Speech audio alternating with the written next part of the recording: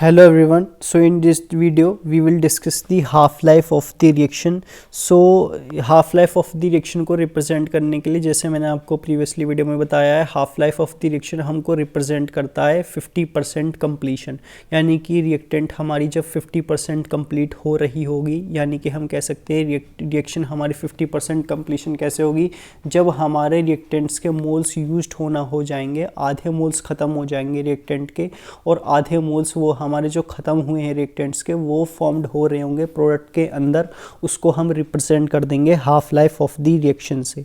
ठीक है, अब half life of the reaction हमारी इसकी वैल्यू अलग अलग होती है। ज़ीरो ऑर्डर रिएक्शन के लिए इसकी वैल्यू अलग होती है और फर्स्ट ऑर्डर रिएक्शन के लिए हाफ लाइफ की वैल्यू अलग होती है। तो ज़ीरो ऑर्डर रिएक्शन के लिए हम जानते हैं के की वैल्यू क्या होती है, के की वैल्यू यानी कि रेट कांस्टेंट की वैल्यू क्या होती है। तो रेट कांस्टेंट की वैल्यू होती है हमारी r naught minus r divided by the t. R naught हमको रिप्रेजेंट करता है initial concentration of the r at time is equal to 0 second, while the r represent the concentration of r at time is equal to t second.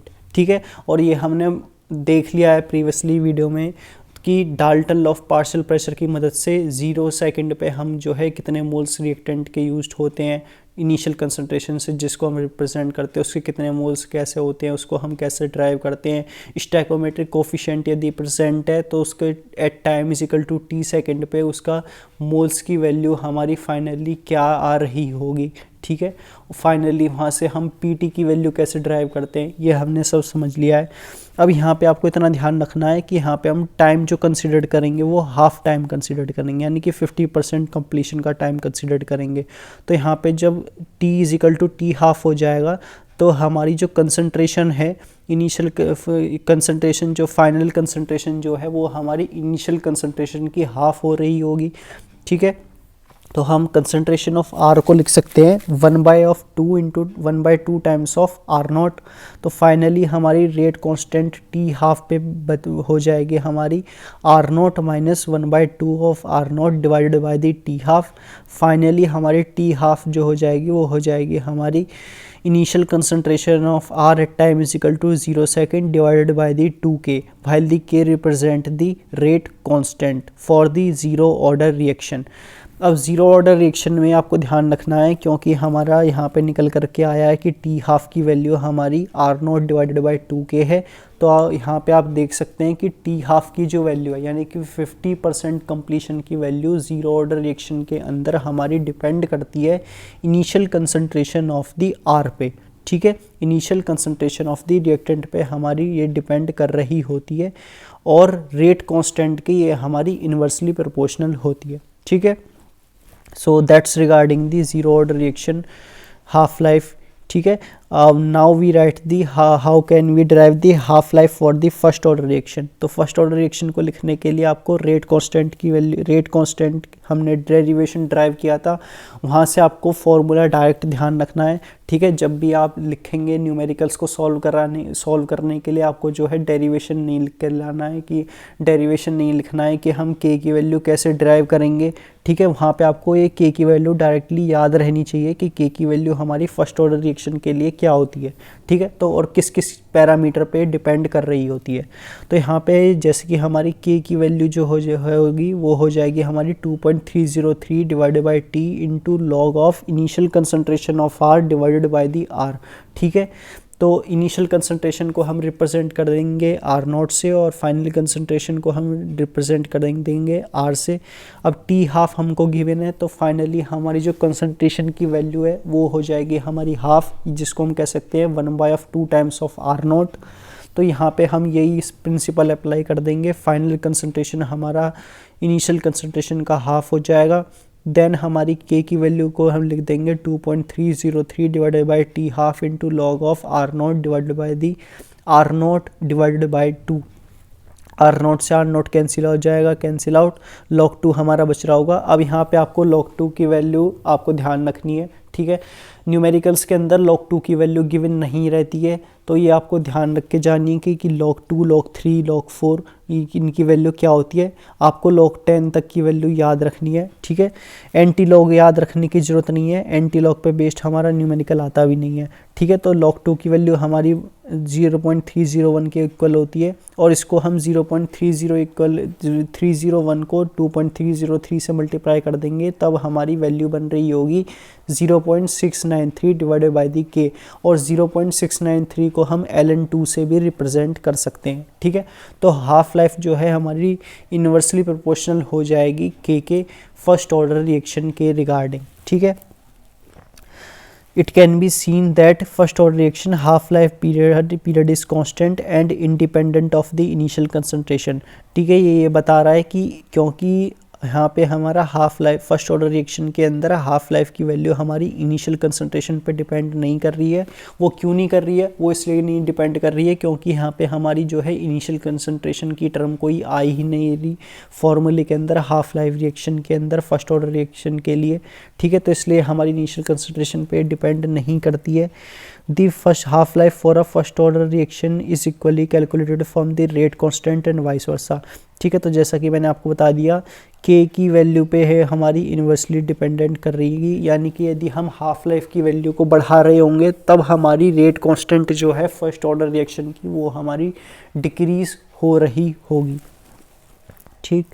Zero order reaction के लिए हमारी half life की value initial concentration पे depend करती है, और जो हमारी फर्स्ट ऑर्डर रिएक्शन है वो टी हाफ की वैल्यू हमारी इंडिपेंडेंट ऑफ द रिएक्टेंट पे इनिशियल कंसंट्रेशन पे डिपेंड नहीं कर रही होती, इंडिपेंडेंट रहती है। तो ये आप समझ सकते हैं कि हाफ ऑर्डर लिखने के लिए यदि हम ज़ीरो ऑर्डर रिएक्शन को ले लेते हैं, तो जैसे कि हमारे 100 मोल्स प्रेजेंट है, 100 मोल्स हमारे इनिशियली प्रेजेंट है, फाइनली हमने उसको हाफ लाइफ यानी कि 50 सेकंड के बाद हमारे 50 मोल्स प्रेजेंट हो रहे होंगे, और उसके हाफ लाइफ के बाद 50 सेकंड के बाद 0 मोल्स प्रेजेंट होंगे। ये तो था रिगार्डिंग ज़ीरो ऑर्डर रिएक्शन, यानी कि हमारी जो हाफ लाइफ है वो डिपेंड करेगी इनिशियल कंसंट्रेशन पे। जितने मोल्स हमारे इनिशियली यूज्ड हो रहे होंगे, finally second half life period के बाद भी हमारे फाइनल उतने ही मोल्स यूज्ड होंगे। अब हम नेक्स्ट एग्जांपल सपोज कर लेते हैं फर्स्ट ऑर्डर रिएक्शन का। यदि हमारे इनिशियली 100 मोल्स हैं, तो हाफ लाइफ टाइम पीरियड के बाद यानी कि 50% कंप्लीशन होने के बाद रिएक्शन का हमारे 50 मोल्स प्रेजेंट हो रहे होंगे। देन आफ्टर हमारे 50% कंप्लीशन होने के बाद उसके हाफ मोल प्रेजेंट हो रहे होंगे, यानी कि 50 के हाफ यानी कि 25 मोल्स हमारे प्रेजेंट हो रहे होंगे, जो कि हमारा ये रिप्रेजेंट करता है कि हमारी जो हाफ लाइफ है वो हमारी इंडिपेंडेंट है इनिशियल कंसंट्रेशन ऑफ रिएक्टेंट के मोल्स के रिगार्डिंग, ठीक। So that's all about this. First, how we can derive the half life for the zero order reaction and the first order reaction. Now the numerical is given below. Let's see what is mentioned in this numerical. So it is given that the first order reaction is found to have rate constant k and find the half life of the reaction. तो half life of the reaction की value हम जानते हैं, वो हमारी half life होती है first order reaction की वैल्यू ln2/k, ln2 की वैल्यू होती है 0.693 डिवाइडेड बाई दी k। तो यहाँ से हम हाफ लाइफ की वैल्यू लिख देंगे, ये आ जाएगी हमारी finally 0.693 divided by the k की वैल्यू। k है हमारी रेट कांस्टेंट, जिसकी वैल्यू हो जाएगी हमारी 5.5 इंटू 10⁻⁻14 सेकेंड इनवर्स। क्योंकि ये हमारी फर्स्ट ऑर्डर रिएक्शन है तो k की यूनिट के अंदर हमारा सेकेंड इनवर्स ही आ रहा है, ठीक है। तो यहाँ से हम हाफ लाइफ की वैल्यू लिख देंगे जो हमारी निकल करके आ रही होगी 1.26 इंटू 10⁻13 सेकेंड इनवर्स, ठीक। ये था रिगार्डिंग हमारा 3.7। अब देख लेते हैं हम इन टेक्स्ट क्वेश्चन हमारा 3.8। तो इसके अंदर हमको गिवन है फर्स्ट ऑर्डर रिएक्शन, तो इसकी ये भी हमारा फर्स्ट ऑर्डर रिएक्शन पे ही बेस्ड न्यूमेरिकल गिवन है। इसमें बताया गया है कि time required for the completion of the 99.9% is 10 times of half life of the reaction, ठीक है। इसमें गिवन है कि 99% जब हमारी कंप्लीशन हो जाएगी रिएक्शन की, 99.9% जब रिएक्शन हमारी कंप्लीशन हो रही होगी, यानी कि उसके 99.9% मोल्स जब हमारे रिएक्टेंट के कंज्यूम हो जाएंगे प्रोडक्ट को फॉर्मेशन कराने के लिए, तब हाफ लाइफ की वैल्यू जो है हमारी 10 टाइम्स हो रही होगी रिएक्शन के अंदर, ठीक है। तो हमको यहाँ पे बताना है कि show that in a first order reaction के अंदर जो है हमारी रिलेशन क्या आएगा टी में और टी हाफ में, ठीक है, ये हमको रिप्रेजेंट करना है, यानी कि इनिशियल टाइम में और हाफ टाइम पीरियड के बाद, हाफ लाइफ के बाद हमारा कितना, हमारा प्रेजेंट वैल्यू क्या रिलेशन दोनों के बीच में आ रहा होगा। तो जब हमारी रिएक्शन 99.9% कंप्लीट हो जाएगी तब हमारे रिएक्टेंट्स के मोल कंज्यूम्ड हो रहे होंगे, और रिएक्टेंट के मोल्स जो कंज्यूम होंगे वो हमारे इनिशियल कंसंट्रेशन में से कंज्यूम हो रहे होंगे।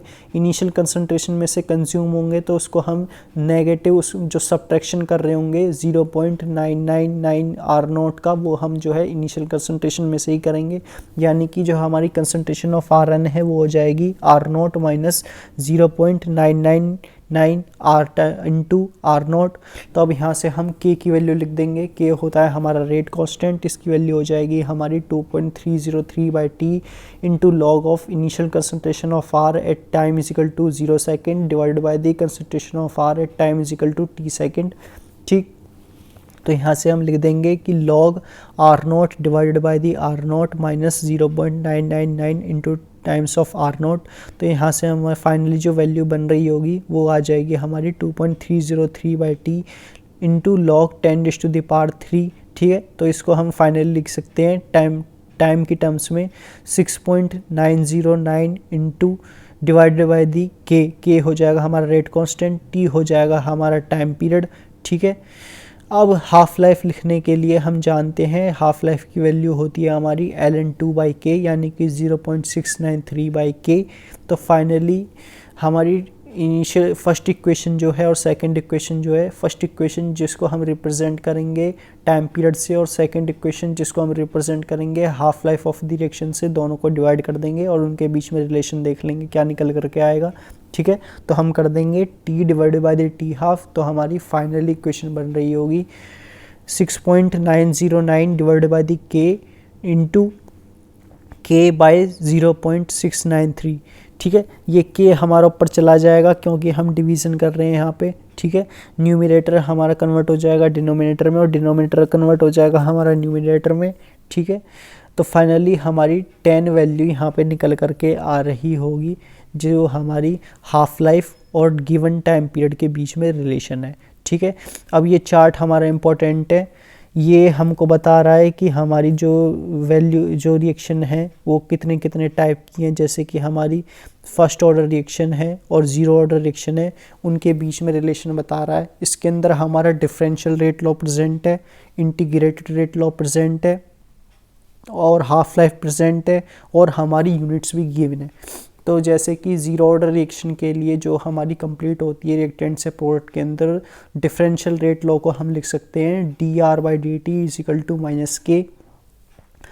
स्ट्रेट लाइन हमारा ग्राफ आता है r और t के बीच में, ठीक है। हाफ लाइफ को लिख सकते हैं हम initial concentration of r at time is equal to 0 second divided by the 2k। Unit होती है k की ज़ीरो ऑर्डर रिएक्शन के लिए mole litre inverse second inverse या फिर concentration into time inverse. First order reaction की बात कर ले तो वहाँ पे हमारी डिफरेंशियल रेट लॉ हो जाता है हमारा dr divided by the dt is equal to -k times of r, ठीक है। स्ट्रेट लाइन हमारा ग्राफ आता है किस किस के बीच में, lnr और t के बीच में, यानी कि टाइम पीरियड और हमारी lnr के बीच में, ठीक है। हाफ लाइफ होती है हमारी ln2/k, ठीक, और यूनिट होती है हमारी k की यानी कि रेट कांस्टेंट की टाइम इनवर्स या फिर सेकंड इनवर्स, ठीक है। So that's all about this video. बाकी की नेक्स्ट वीडियो में हम डिस्कस करेंगे सूडो फर्स्ट ऑर्डर रिएक्शन, ठीक है, जिसको हम बेसिकली सेकंड ऑर्डर रिएक्शंस के नाम से भी जानते हैं, ठीक है, उसको हम रिप्रेजेंट करेंगे। तो सेकंड ऑर्डर रिएक्शन के अंदर हम क्या करते हैं, सेकंड ऑर्डर रिएक्शन जो है हमारी क्योंकि कॉम्प्लेक्स नेचर की रिएक्शन होती है तो उसके अंदर हम चेंजेस कर रहे होते हैं और उसके अंदर जब हम चेंजेस करते हैं तो उसको हम कन्वर्ट करते हैं एलिमेंट्री स्टेप रिएक्शन के अंदर। एलिमेंट्री रिएक्शन वो रिएक्शन होती है जो हमारी सिंगल स्टेप में कन्वर्ट हो जाती है। सिंगल स्टेप में कन्वर्ट कराने के लिए हम उसकी ऑर्डर और मॉलिक्यूलरिटी को इजीली कैलकुलेट कर पाते हैं, इसलिए हम कन्वर्जन करते हैं।